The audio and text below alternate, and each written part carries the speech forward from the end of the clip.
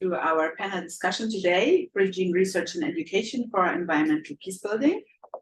My name is Nicole Zreineh. I'm the Senior Development Advisor at EcoPeace Middle East in Palestine.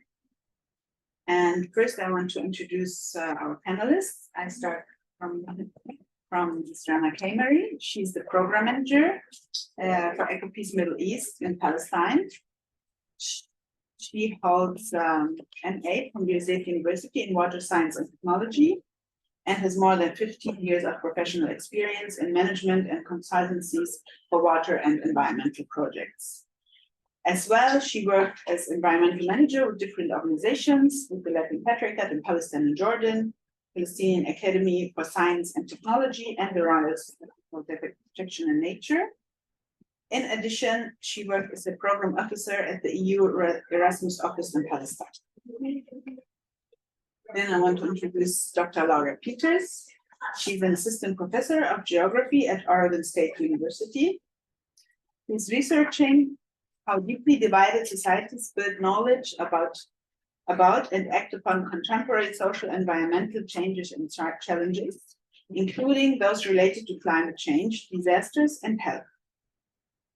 Her applied research on disaster risk reduction and environmental peacebuilding seeks not just to reduce and mitigate risk, but also to co-develop explicit strategies that strengthen social, environmental, sustainability, and justice, support community and planetary health and well-being, and build durable peace. Prior to OSU, Laura was a postdoctoral research fellow at University College London, cross-appointed to the Institute for Risk and Disaster Reduction and the Institute for Global Health, and at American University in the School of International Service. She earned her PhD in geography at Oregon State University, and she holds different master's degrees in international peace and conflict resolution from American University and as well from the Korea University. Last but not least, we come to Professor Conca. He is a professor in the Department of Environment, Development, and Health within the School of International Service at American University. His research focuses on environment, conflict, and peace building, water, politics, and governance, and the role of the United Nations in environmental governance. Dr. Conca's work has been recognized with several major awards, including the Qaimari Prize for Ideas Improving World Order, the Al-Mu'min Award for Thought Leadership in Environmental Peacebuilding, the Harold and Margaret Sprott Award for Best Book on International Environmental Affairs, and the Chadwick Alger Prize for Best Book in the Field of International Organizations. He was a founding member of the UN Environment Program Expert Advisory Group on Conflict and Peacebuilding, and recently he's a member of the Board of Directors of the Environmental Peacebuilding Association. Congrats for that. As well, he wrote a lot of books. And and he earned his PhD from the Energy and Resources Group at the University of California in Berkeley. So first, we want to listen to Dr. Laura Peters. She's giving us an introduction about the work they did together and how they met and what they did in the region. And then we will give the word to Ms. Qaimari and then to Professor. Thank you so much for the warm introductions, Nicole. Could I ask to bring up I have a short presentation. I thank all of you for making it here after lunch on the last day. I know that everyone's brains are kind of ready for this experience to come to its full culmination with the closing session. So we're hoping to kind of start to the extent possible in a room as formal as this one, to start a conversation, to learn from each other. We're coming at this as starting that conversation with our short presentations. And then we're hoping to draw you all in with your experiences, the questions that you have, the challenges that you've come up against, and I'm sure in some cases the solutions that you've all found in the work that we do. So I wonder if it makes sense for me to sit there so I can advance the slides. Yeah, because you know when it's really good. Okay. Let me just. Thank you so much. Sorry about the musical chairs. Okay. All right. So I'd like to just give a really brief introduction to us, what brings us together on this panel. So we're all talking from the perspective of working together on a specific USIP funded research project on environmental peace building over shared waters. And it's an interesting project. So it's coming to an end after a 3-year duration. And it's a really complex topic and a really complex group that's working on this topic. So the project, generally speaking, is looking to, so we based our research on 6, generally speaking, on 6 case studies spanning EcoPeace's nearly 30 years of work in Israel, Jordan, and Palestine. I will leave it up to Rana to talk more about the ins and outs of the EcoPeace experience and the amazing educational activities that they've done throughout this entire time. So we have this practice partner. We're doing research together. We're co-producing research together with EcoPeace and academic partners at American University as well as Oregon State University. And we're also trying to we not only have research outputs, but also specific educational outputs. So it's a complex project. And my role on this project, so I'm the overall project lead, and I designed the data collection and analysis of the research components. I serve a little bit of a role of kind of bringing the group together, collaborating, bringing some of the pieces together for this cross-learning. And then I also wanted to point out that at the very beginning of this project, when we put the proposal forth, I was in the last stretch of my PhD, transitioned into my postdoc, and now I've transitioned into being an assistant professor. So it's been a period of really big change professionally for me as well, kind of tracking across several different institutions and roles. So my role in the project as well for the research components, we're doing field work that was arranged in collaboration with EcoPeace Middle East. I spent 1 week each with the Israel office, with their Palestine office in the West Bank, and also in Jordan. And the main thing that I was doing during this time was conducting a lot of interviews, field observations, kind of transect walks, looking at you, Nicole. And the idea was to visit these different shared water resource sites from the different perspectives, some from different country perspectives sharing the same sites, as well as people with very different roles and positionalities. So all the way from policymakers, people coordinating the technical cooperation between countries, all the way down to local environmental activists, fish farmers, you name it, just kind of across this really wide spectrum. And so that's kind of some of the background of kind of where I'm speaking from, and where this project really centers. And I just wanted to touch on kind of 3 areas in particular with this project and some of the challenges of bringing some of the research and connecting that strongly with the practitioner side as well as educational components. So just in terms of from my perspectives, in terms of our own our project makeup, it's really complex and highly interdisciplinary, as well as transdisciplinary in really interesting ways. So we have practitioners on the team, academics, para-academics, people who are kind of spanning that spectrum in and of themselves. And we hold expertise in a really wide range of different disciplinary areas. So some people like Conca, who's a mainstay of environmental peace building. We also have those on the project who haven't engaged with peace building at all, but are really strong in the environmental monitoring side. And then on the opposite end of the spectrum, people are really strong on peace building, but may not have engaged very much with the environment previously. And so I wanted to bring up just some of the great opportunities that have been presented, some of the things that we've really benefited from and enjoyed, were that I think that we've really tried to fit the expertise to the experience rather than the other way around.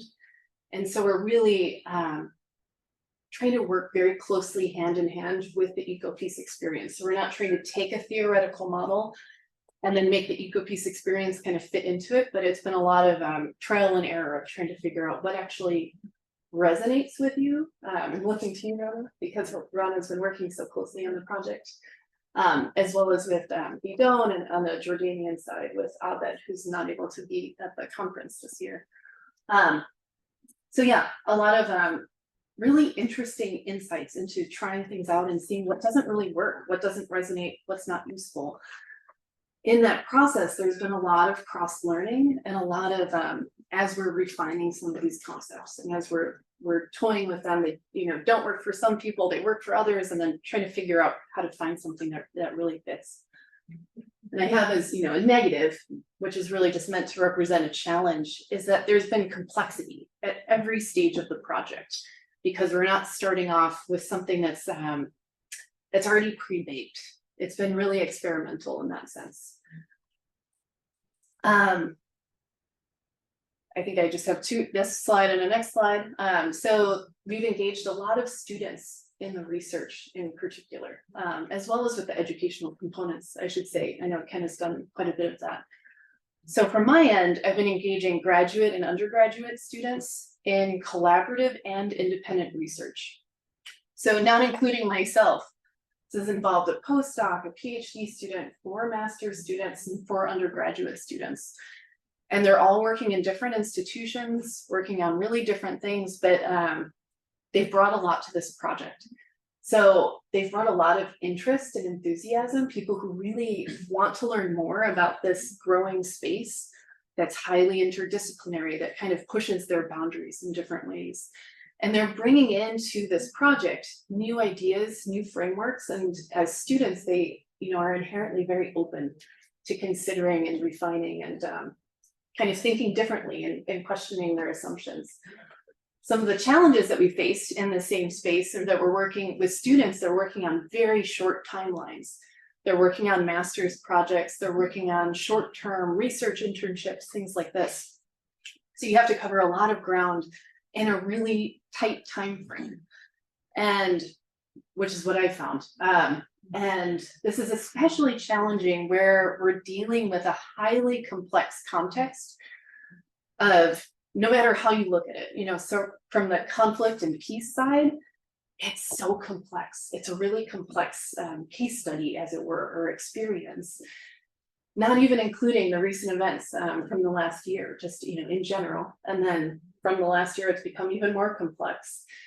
And the water resources side, that's also a really complex side to the story. If we're talking about water quantity, we're talking about water quality, we're talking about climate change, but we're also talking about extractive industries. We're talking about a lot of things all at once. And each one of these areas requires specialized skills, specialized knowledge, and in really tight timeframes, it can be really tricky to bring all of that together in the time that's necessary. And lastly, I'll just say, so, you know, my role as an assistant professor is teaching. A big part of my job is teaching. So what I'm trying to do is to bring some of that environmental peace building, mainstreaming that into my teaching. So not only in topics called environmental peace building, but bringing some of those concepts into, I'm in a physical science college. I'm in the College of Earth, Ocean, and Atmospheric Sciences in the geography program. And I'm one of the maybe 3 faculty who consider themselves to be social scientists. And, you know, maybe there's hundreds of faculty in our college. It's a large research college. And so talking about peace building, bringing environmental peace building into kind of stricter physical science realm has been really interesting in this past year. So one of the, you know, kind of benefits of being a new faculty member is that I'm suddenly in a position where I'm expected to create totally new coursework, undergraduate and graduate. So there's lots of opportunities. Again, not just talking about creating a standalone course on environmental peace building, but bringing these ideas into the broader science frameworks. There's lots of opportunities to do that. And in our college in particular, there's a lot of interest and enthusiasm of students who are coming to me and saying, oh, this is amazing, you know, there's a research opportunity, or there's a class, and like, I've never had the chance to actually take classes that talk about these things, that talk about these kinds of topics or in these kinds of ways. And so that's been really, really exciting. And then some of the challenges to overcome are in a state school that we're a land grant institution, which means that we're expected to do community extension work. A lot of that is meant to be focused in our state of Oregon or in the US. And so at times it can be challenging to convince others of what we can actually learn from other contexts and putting the US experience sort of in conversation with those. And then as well as, one of the negatives of being on the far fringes of a physical science college as a social scientist is that my colleagues often, when I say that I'm going to be talking about environmental peace building, they think I'm going to walk in like this and, start playing Beatles music. And it takes a lot of convincing that actually peace is a science. And it's a really important one. It's a hard hitting one. It's not just loosey-goosey, just kind of anything goes. So I'll pass it over to Rana. And I'll also be so interested to hear from Ken. Ken comes from coming from an academic institution, but in a very different setting. So thank you. Thank you, Laura, a lot for the insight and introduction. And I give the floor to Rana now.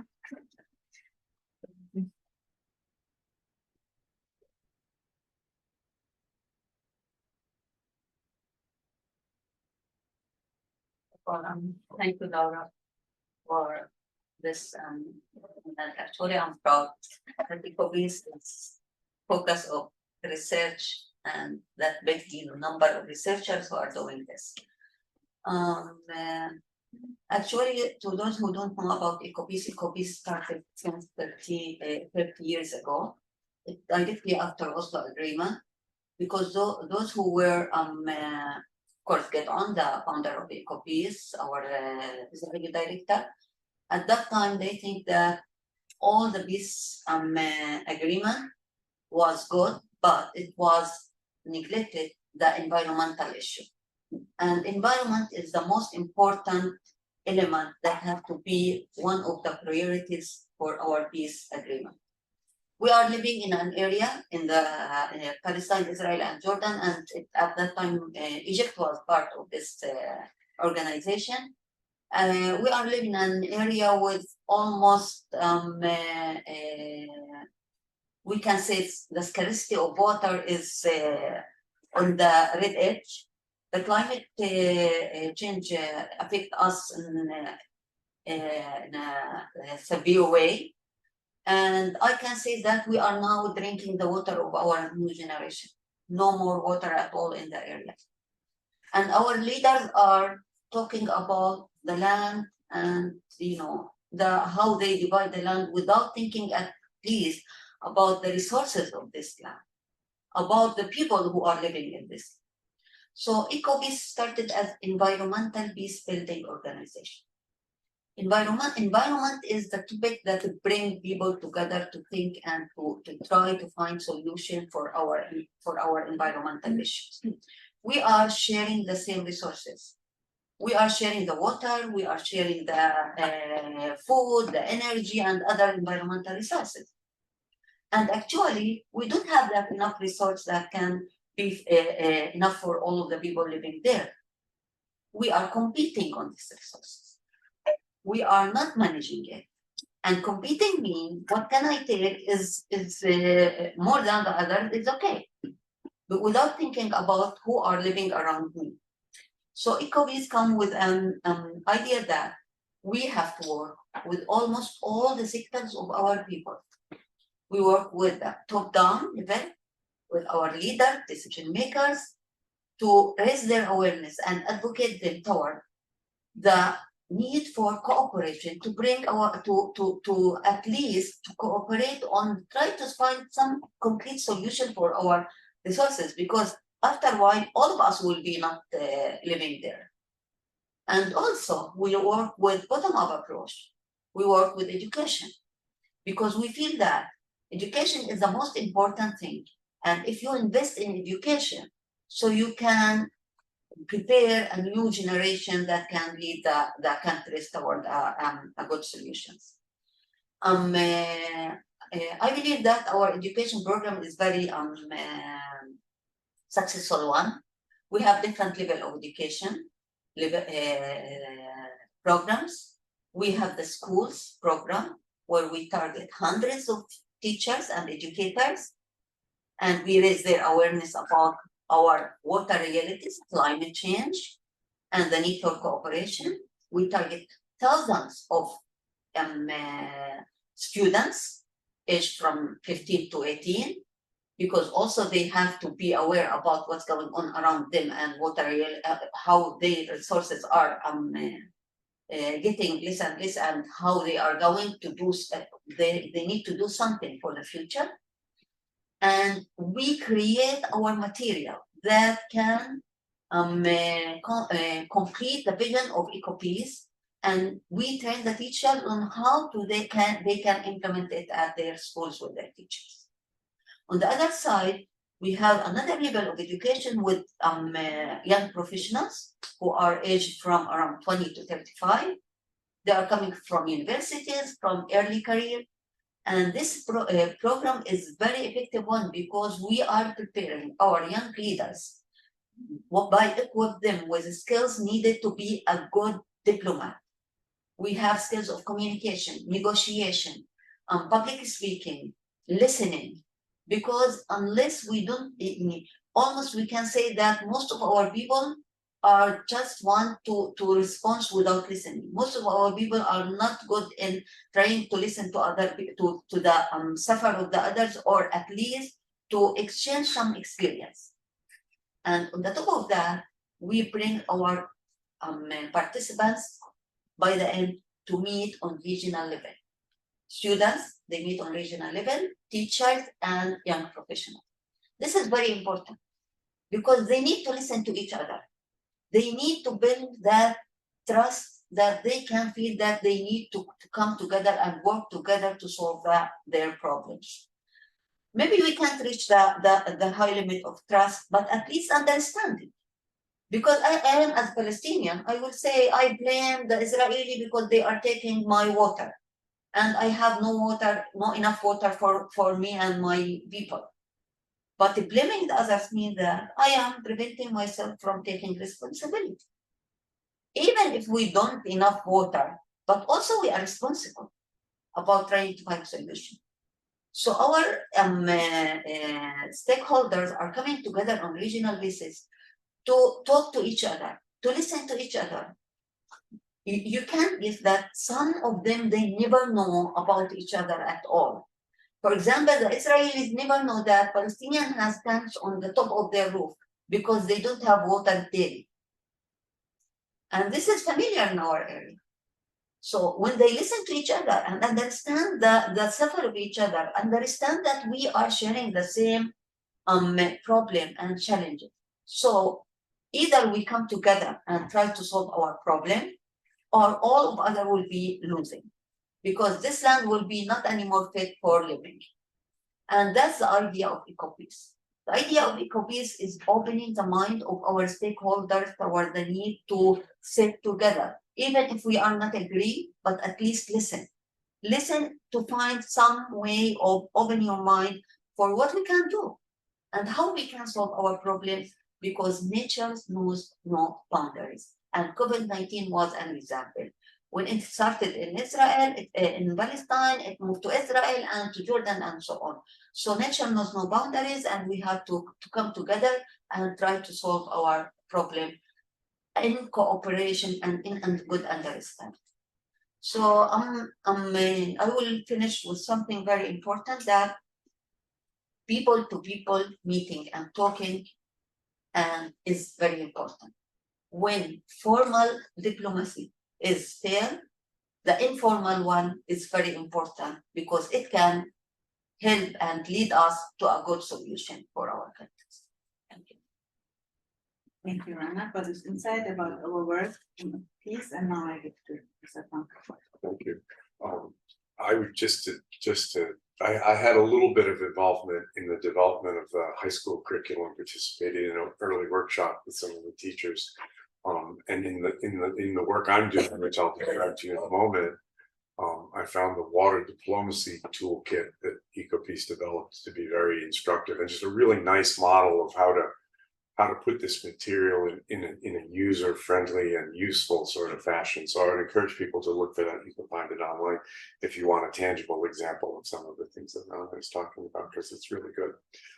So my piece of the project is to take the research outputs, the sort of archived experience in specific cases of EcoPeace, and to build that into a training workshop in which the workshop participants use tools of conflict analysis and peace building to learn how to use those tools, but to use the practice and experience of EcoPeace as the landscape in which they learn how to use those tools. And so the products that are being produced for this exist on 3 different levels. The first is a curriculum for a 2-day workshop.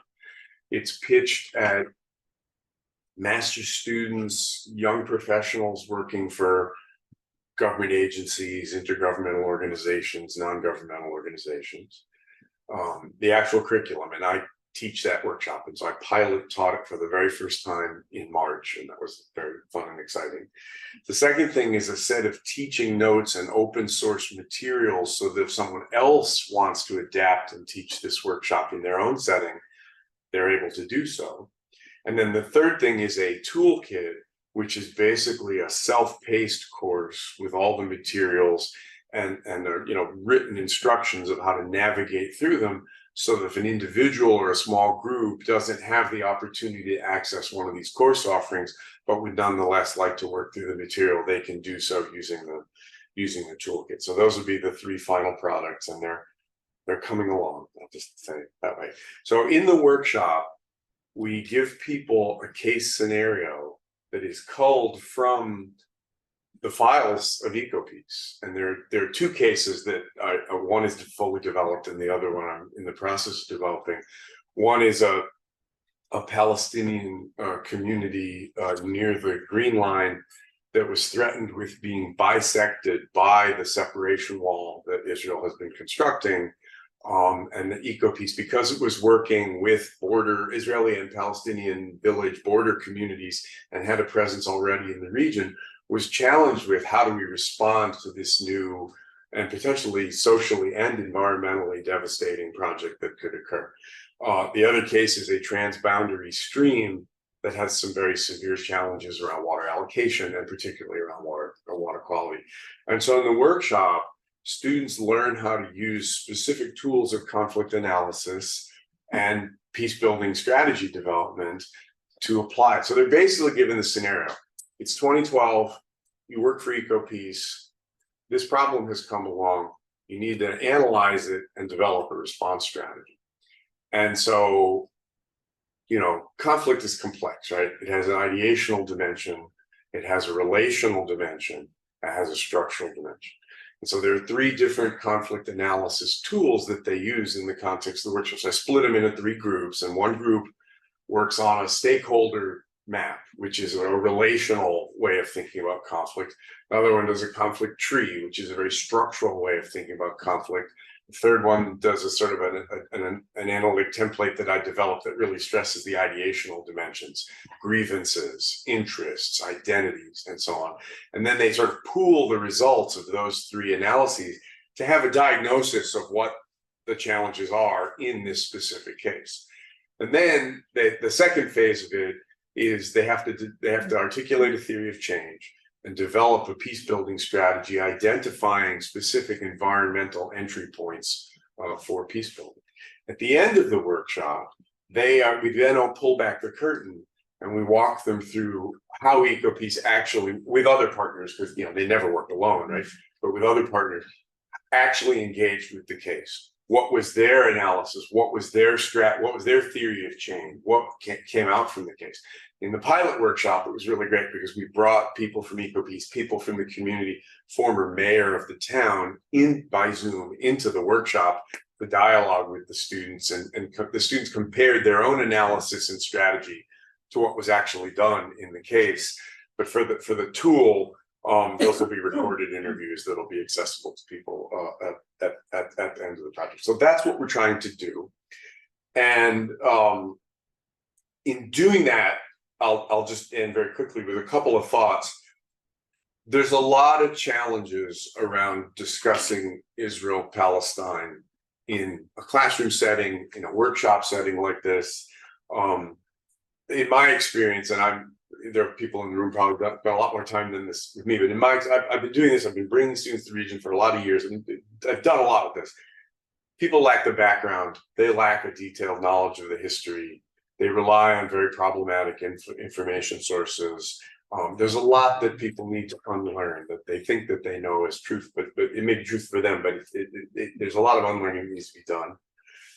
You're dealing with a very mixed group in the classroom. Some people's identity is directly invested in the conflict. So I might have an American student who's Jewish, or an American student who's Muslim, or Israelis and Palestinians, because we have a very internationalized community at our university. Other folks don't have that sort of an identity stake, but they're deeply embedded ideologically. They know that this is a case of settled colonialism. They know that this is an instance of terrorism or whatever else it is that they've developed. And there's a third group that's really hungry to find a way to understand this because they see the contention and they don't know how to think about that. And you're working with all three groups at the same time, and that's an extraordinary challenge.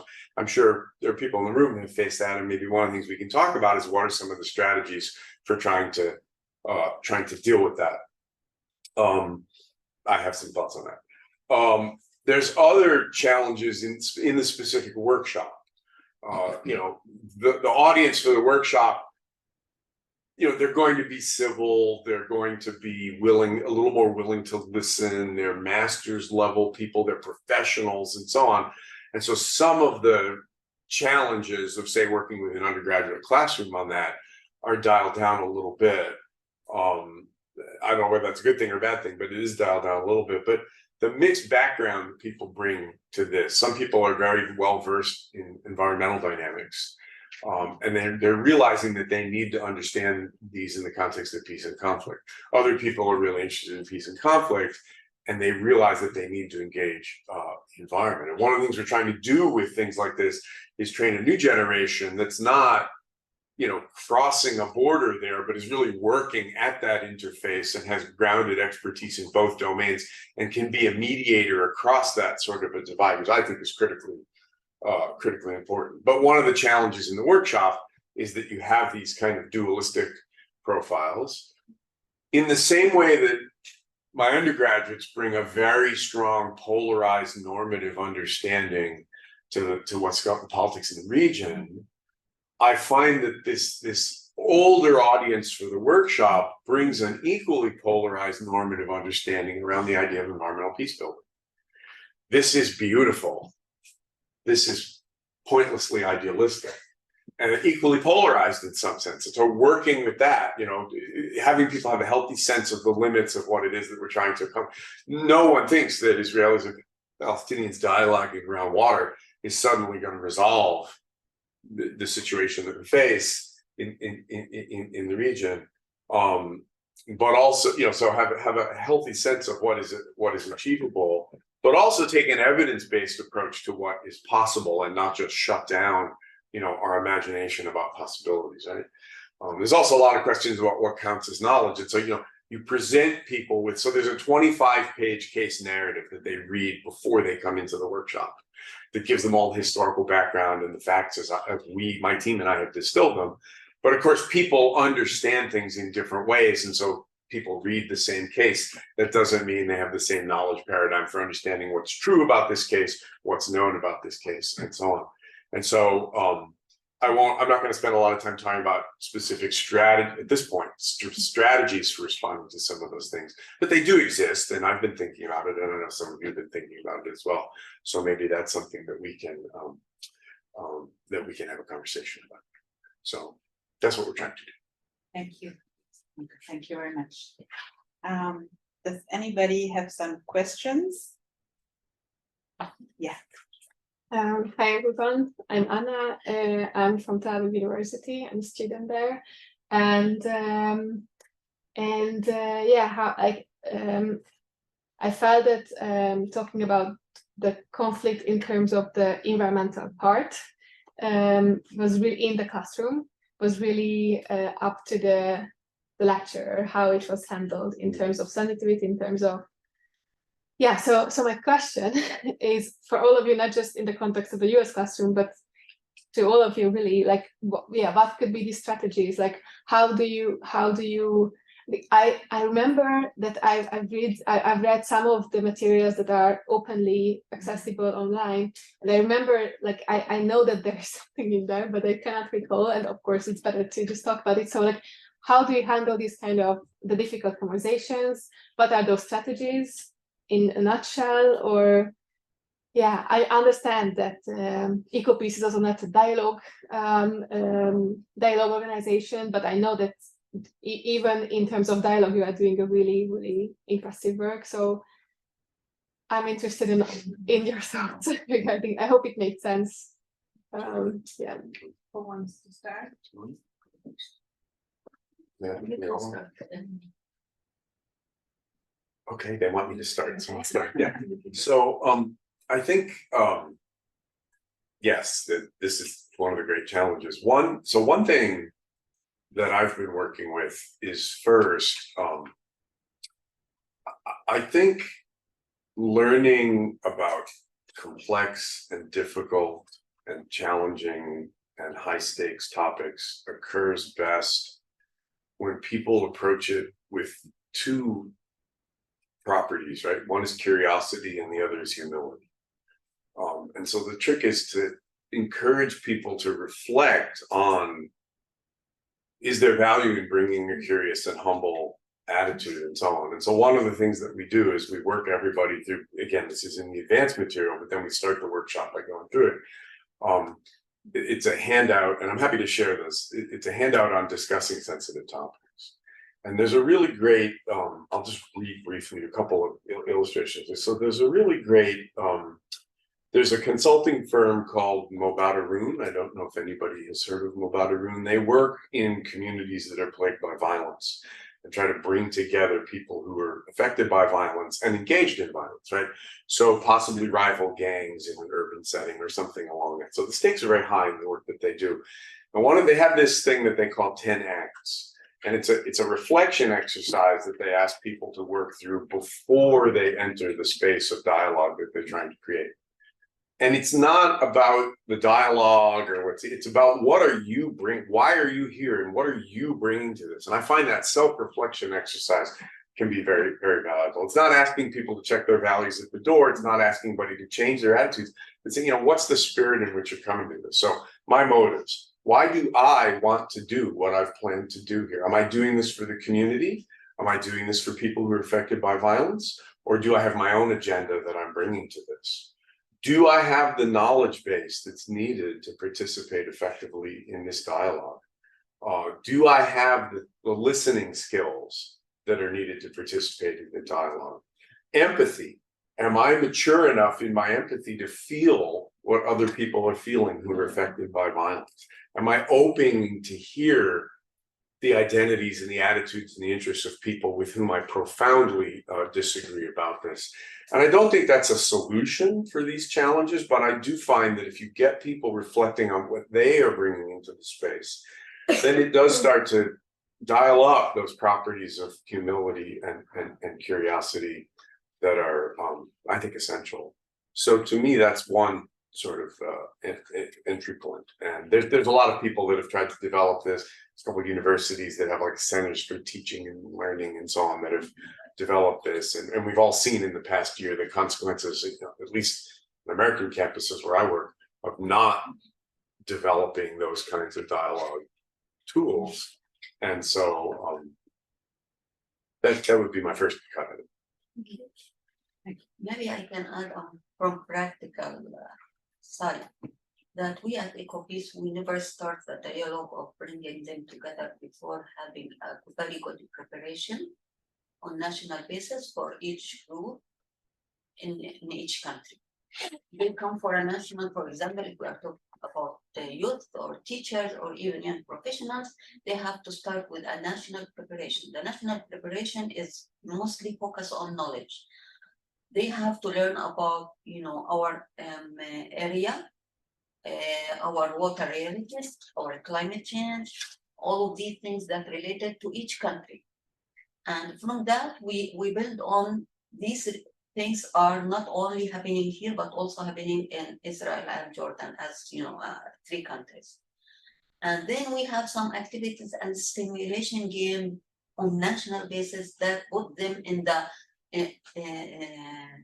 maybe in the environment that how we can solve, or what we have to do to be active, let's say, and to be a messenger or be agent of change. After we feel that everything is okay, some of them, not all of them, because we have hundreds of teachers, hundreds of students, hundreds of young professionals. Based on some criteria, we choose some of them to go for the regional. In the regional, there they will exactly experience the right negotiation and the right skills that they already learned while they have the national training. So sometimes it's challenging because, you know, in the reality, when you meet the person from the other side, they have some fears, they have sometimes some uncertainty about how they are thinking, all of these things, but they have that limit of preparation. When you stuck with something, you can do 1, 2, and 3. And this is very important because when they meet, they have to start very smoothly. We never experience that big action where we have to stop any of our activities, because the preparation before is very important. And if I may briefly add, I wanted to build on something that Ken said in his initial presentation, as well as something that Rana said, that are relevant. So Ken talked about the need for unlearning in a lot of these spaces, and Rana separately shared that teaching involves also teaching students and teaching, you know, those who are in those spaces how to listen to the experiences of others. And I think that these two together kind of comprise like one of the things that I've been thinking about a lot, which is you know, students like come in with these really good intentions and really strong ideas of themselves and what's right and wrong in the world. And they want to be engaged in this project. They want to do some research. They want to, you know, they want to be a part of this. And then, you know, and it immediately becomes clear that they've come in with these pre-cooked ideas without being from the region, without knowing you know, what's happening. And not that I'm the expert in this, but our EcoPeace drugs are, of course. And telling them, you know, as they come into these spaces, like, you know, actually the reality is really complex. Saying that has become like saying complex has become a really ugly word, because it's one that a lot of people hide behind. And so saying that, and then trying to get people to be open to that it is actually really complex, and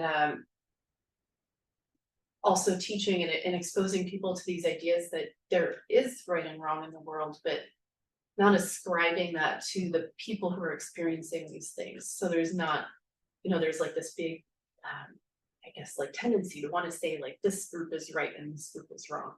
And the reality is, of course, much more complicated, and there's like a lot of blurry lines. And I think that's like a really difficult thing to like get past that hump of the binary right versus wrong, good versus evil, like in othering that happens as a part of that. But then once you get into that blurry space, I think that's where the really interesting stuff has come, and where students start to realize that, like, wow, actually there's a lot of suffering that's happening on all sides. It's very different, it looks different, it manifests differently, the causes are different, but there is the reality that people are suffering on all sides, and that they somehow need to work through that suffering to come to solutions together, because there's no other option. That's been really interesting. And you know, and there's different ways that we've tried to approach this with you know, having students do some kind of initial research to kind of like fill in some background pieces, listening to the recordings of interviews from different sides and getting exposed after you've learned how to listen to that, and take that in and accept that people have different truths. I think that's been a helpful tool, but it's like a very long process, and one that I imagine from your question, just like in a like an environmental science class, that's kind of a hard thing to do in, like one lecture, for instance. Thank you, Laura. Any more? Yeah. 1 and 2. Okay, I'll start. No, thank you very much for the great work that you're doing, and it's interesting to listen to that. Let me start by saying I want to ask about religion. But let me say I'm not here asking this on the simplistic assumption that, well, the context is religious and the very kind of thing. But actually what I've observed, so my name is Joram Taruser, and I work at the University of Groningen here in the Netherlands. And I do research in Africa, basically Southern Africa. And what I've observed is that there's always this relationship between the environment and people's religion and spirituality. But often when we look at programs, environmental peacebuilding programs, or climate peace and security, which is a broad area where I am, I realize that non-material conditions such as religion and spirituality are really not taken into consideration when developing programs, practical programs and educational programs, despite the fact that there's always this connection regarding how people perceive natural resources, be it water. So I could imagine there's a religious characterization of water in different religious traditions, which people subscribe to. And so when I did the F control of the program of this entire conference, the word religion doesn't appear at all, right?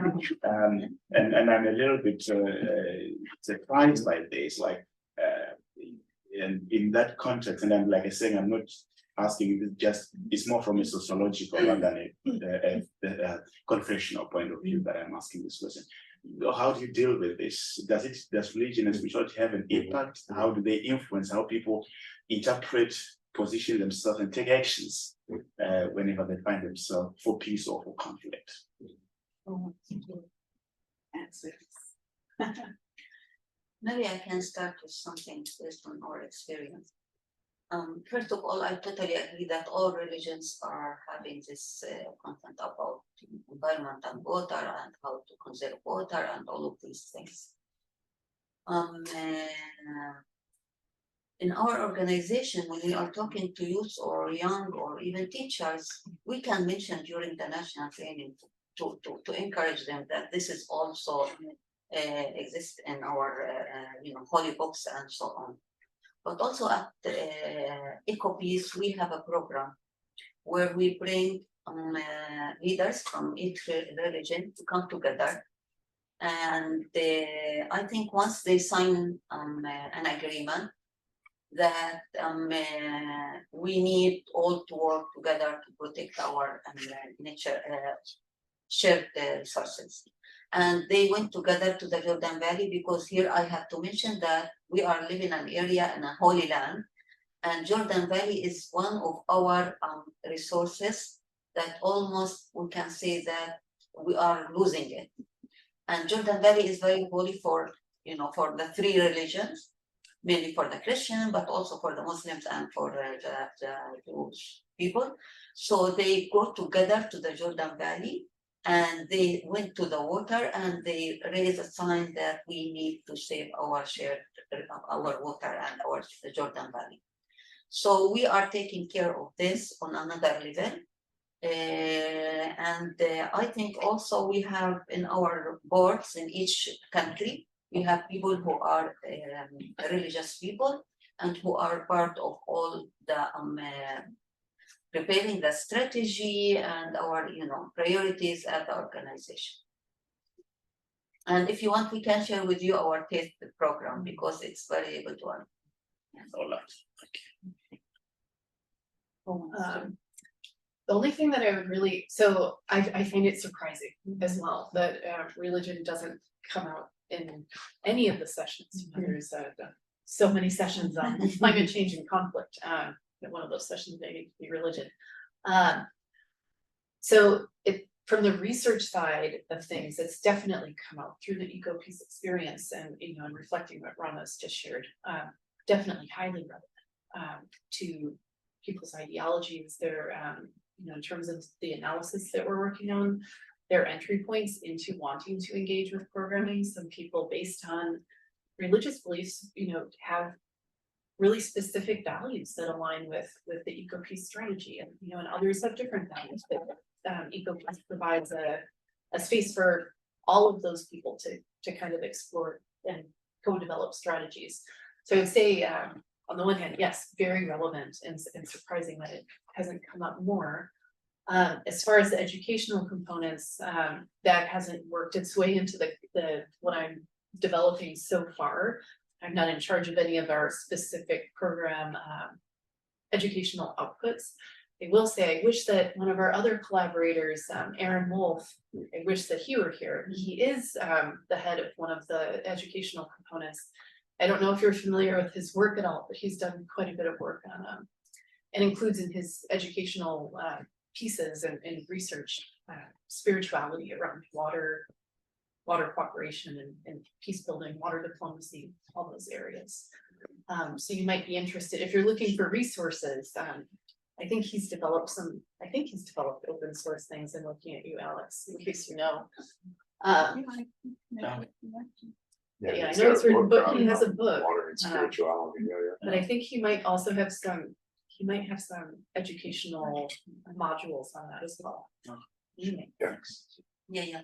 I would just add that I think about this. First of all, I'm not surprised, and I think it's a healthy reminder that this is not a universal cross section. This is a very specific community that has roots in certain historical, intellectual traditions and social practices and so on. And what's not in the room always needs to be, rendered explicit and so on. And this is a good example of that. In terms of this work and the context, I think about it in a couple of ways. First, it's an important part of the landscape.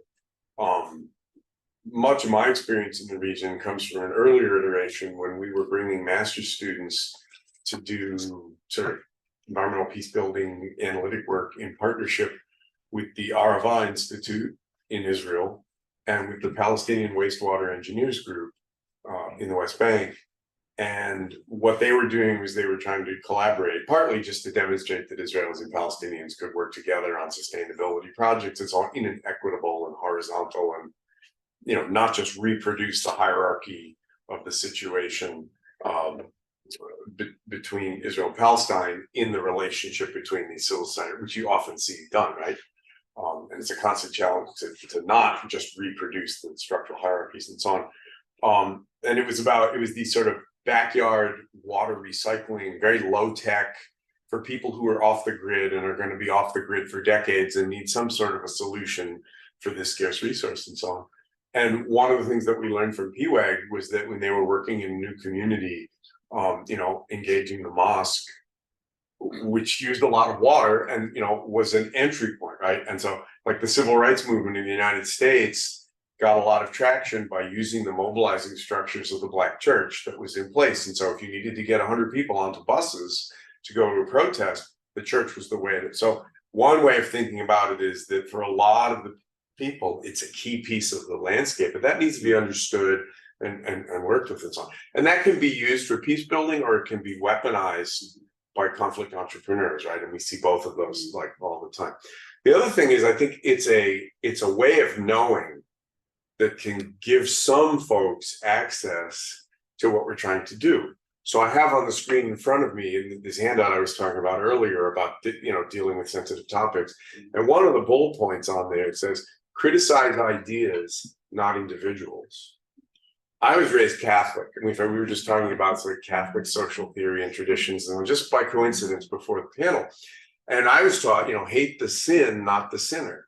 Well, that is identical to this idea that was developed at the University of Michigan Center for Teaching and Learning and the research on pedagogy and so on and so forth. And they reached this conclusion, criticize ideas, not individuals, based on their empirical analysis and theoretical trends and so on. And I was taught it in Sunday school. And so for some people, this is a way of knowing, right? And the legitimacy that the University of Michigan brings on, it opens people to this idea that that's a good way to engage in dialogue. Other people are going to find that through the path that I originally encountered it with, and so on. And so both, it's part of the landscape, but it's also a path in for some folks. And I think both of those have to be acknowledged, rendered explicit, and worked with. It's a great question. Thank you very much. Next question. Yeah, I agree that it was a great question. Problem with it is that I'm more interested in your question than mine. That's progress. Yeah, right. What I do think combines maybe what I had to say with what you mentioned is that religions often come with this one issue that many people have one and do allow themselves to then have an opinion on matters that relate to the religion. And in my last job in Iraq, I was struck by the responses that I received to pointing out these dust storms that we experienced there and that are continuously coming in the next years, because people were very faithful in their responses. And I was not assuming that a prayer would be sufficient to answer to the problems posed by these dust storms. And that brings me a little bit to the point that that I observed that you brought forward when it came to engaging students. Feelings are another thing that many people have, and I have this problem that when you engage people in their feelings, then everybody wants to bring something forward. I had that. Nicole and me, we started doing basically the same thing. In these organizations that were promoting that, I felt that very often you engage in discussions that are solely based on something that is emotional, but you're never getting to the point where you're actually discussing the problems at hand, and therefore you create an atmosphere in which people feel obliged to have sufferances. To have something to engage, because if the other person is suffering, then of course you don't want to fall behind and say like, well, for me everything is going great. Sorry about you. And I had always the impression that it works in my new context in Lebanon much better. That you kind of leave this emotional package out, and you just say like, listen, now we have this opportunity to talk about something like the environment, something very technical, something that everybody can contribute to, if he or she is able to engage on the very technical level of our discussion. And I'm just wondering if you made experiences with that, if you leave out this emotional part, if people then fall onto each other, because as you said, you need to first teach them how to behave. In my understanding, teaching people how to behave is something that should have basically come from themselves. They should, by intuition, be able to interact with others, or teaching themselves how to interact with others. And I do assume that if you bring people from very different communities together to discuss on an issue where there is a truth, an actual truth, then they can approach this more easily than if each one of them can have an opinion. And I don't know if you made maybe an experience where you would say like, no, actually it's great to first become like Beatles singers.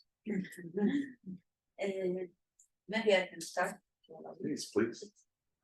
Actually, we do have some sessions during the training, because for the teachers and for the young professionals, not for the youth, like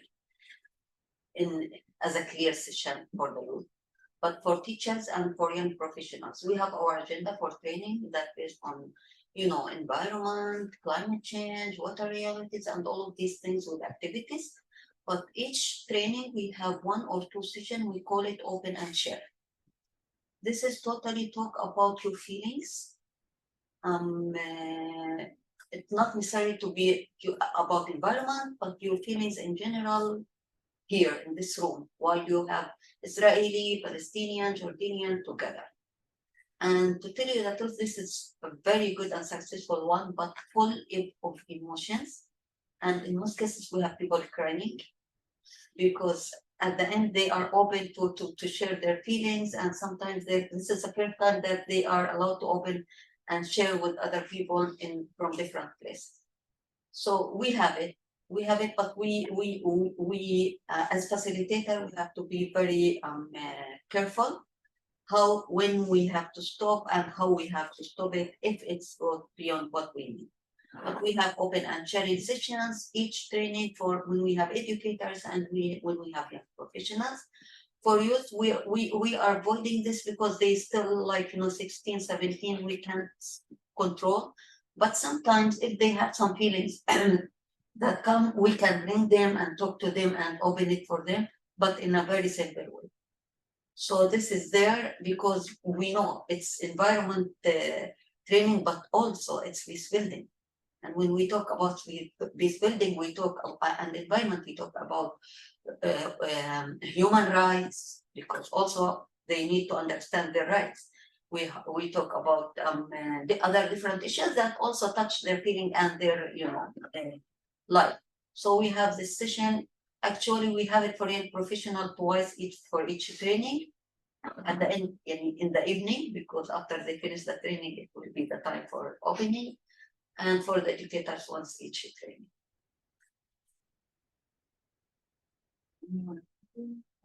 Yeah, I can join.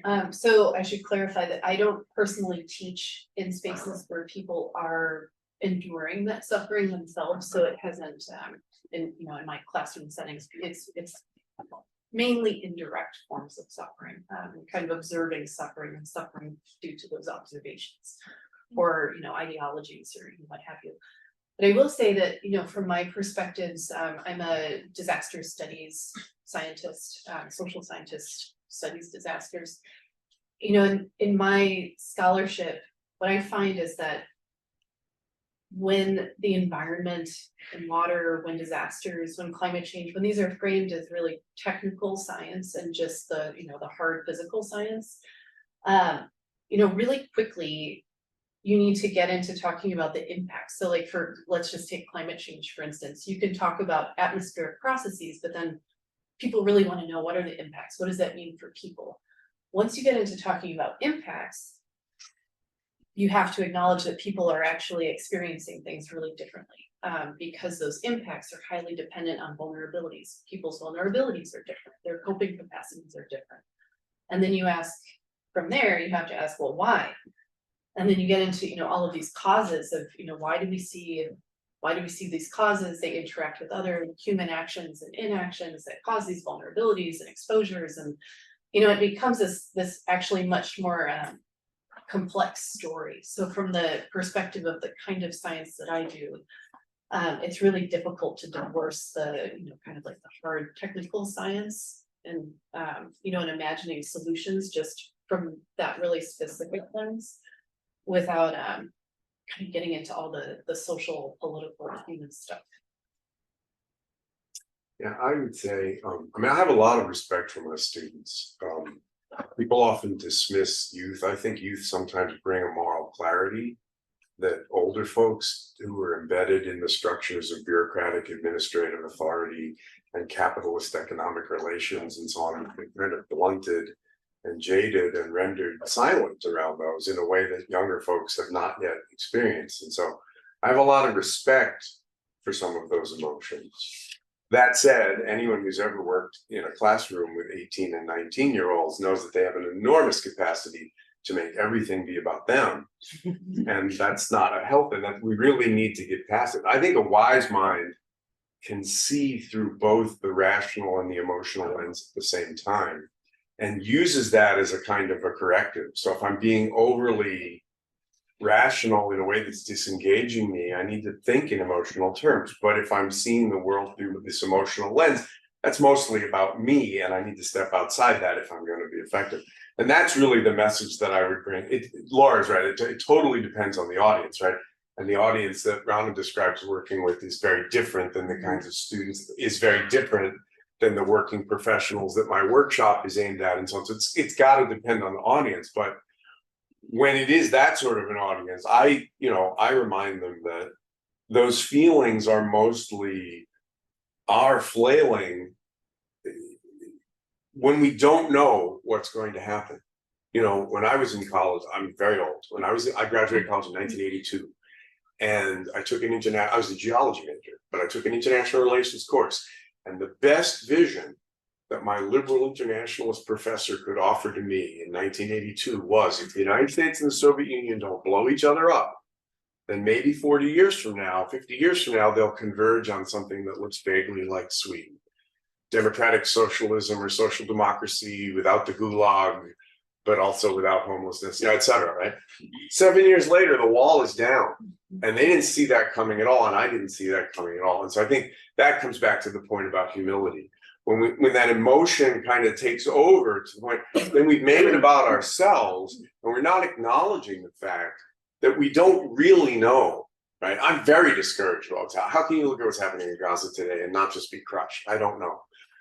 But I also am aware that I don't know, what the future is going to bring. And when I see people who are much more affected by it than I am not getting discouraged, I'm not going to let my emotions take over and become discouraged, because that's just going to sideline me. So to me, it's really a message about why are we having that emotional response? We're kind of making assumptions about the world that are probably not valid, and we're not seeing it through those two lenses at the same time. So I don't want to banish it, but I want to channel it and balance it with the other way of looking, so that then people can be mobilized and can be effective rather than demobilized and navel gazing. Thank you. Any other? Yes, please. Thank you for sharing your experiences with this project. I am Alex. I am a PhD student at Oregon State. I've done some work with Laura and also with Aaron, one of the other collaborators in this project. And I've been following this project's progress for the past several years, and it's really exciting to see it near completion and all the progress that you guys have made through it. My question is sort of about long-term impacts of the great work that you're doing. I guess, how do you ensure the sustainability of what you're doing? Basically, I'm thinking specifically about the young professionals program that Rana is talking about. How do you ensure that all of the effort and all of the work and all of the the sweat and the tears that go into these workshops that you're doing are actually having an impact beyond your workshops, that the young professionals are taking away all the skills and things that they've learned from those workshops and applying it into, going back to their workplaces and applying it there and actually enacting change on the ground. I guess, I don't know if this makes sense, but Anas in the panel yesterday was talking about alumni engagement and how it might be sort of one way that it seems you could keep track of the progress that the young professionals are making once the program's done, because I know it's only a short amount of time, obviously. But I'm just interested in, I guess, how you track the longer term outcomes, if that's even possible, how you make sure that the work you're doing has, these impacts going beyond just the people that are involved in the program. Okay. First of all, you mentioned the alumni program, and we are in the process of preparing our alumni program and platform, where we are preparing for our strategy and our different activities that we will keep tracking our participants whenever they are, and keep inviting them to different activities of EcoPeace. And it started before, but now we are making it more organized, because whenever we have any conference or any event, we invite part of our previous young professional or educators to be part of this, to be guest speaker or to be facilitator, whatever we need. But also there is something very important. When we are talking about, for example, young professionals, most of them, they are university students or early career participants. So you can't believe that whenever we go, we find some of them who are working in some NGOs, or they are mayor now, or in different positions, and they are very happy to facilitate EcoPeace work at their different positions. For example, if we need to implement one of our projects in one area, we'll find one of our professionals, and this happened recently, who used to be one of our young professionals, and he is a mayor now. So he opened all the doors for EcoPeace to start implementing whatever we want at this place. And one more important thing for us is that whenever we have an option for new positions, and we have some application from our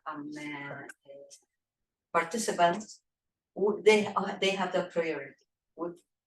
Now we have around 4 or 5 of our participants who are staff at EcoPeace.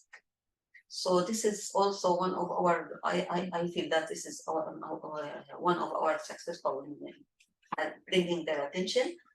One more thing, which is also very important, that we have different programs, and we build on these programs. So those who were part of one program, when we announce for another program, they apply again for the second or a different program.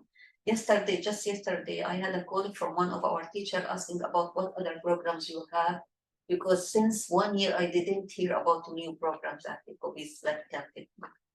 So this is also one important thing, that they are also keeping following EcoPeace, and they keep asking about how they can be more engaged with EcoPeace.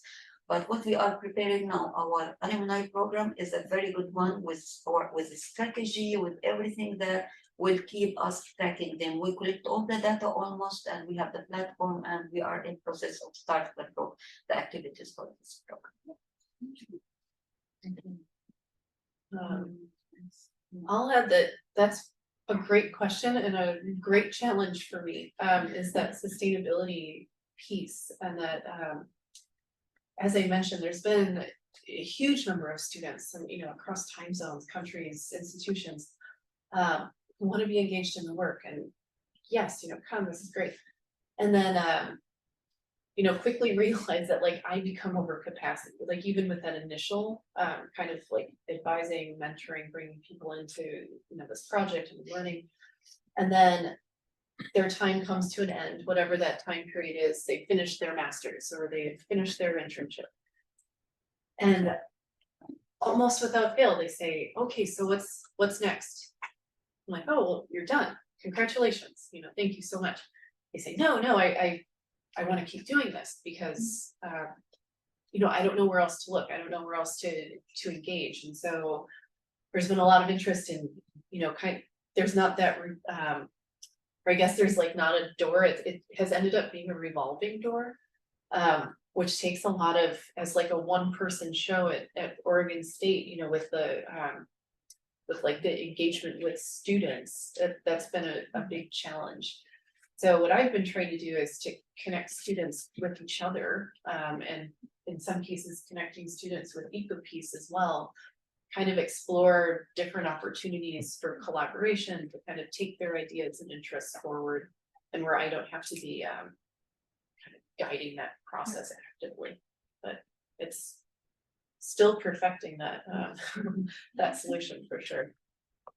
Yeah, I'll just briefly, I think it's important to try to do what Alex is describing. I think sometimes it can't be done, and so I think that's okay. Teaching is an act of faith at the end. If you're planting your garden, then you prepare the soil and you space the flowers and you tend to their progress and so on. If you're planting wildflowers, you get a native species that's well adapted, and you scatter the seeds and you let it happen.